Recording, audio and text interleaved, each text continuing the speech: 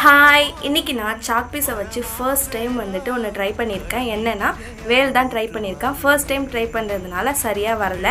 எப்படி இருக்குன்னு சொல்லிட்டு மறக்காமல் கமெண்ட் பண்ணிவிடுங்க. மறக்காமல் சப்ஸ்கிரைப் பண்ணிவிட்டு பாருங்கள். வாங்க எப்படி பண்ணுறதுன்னு பார்க்கலாம்.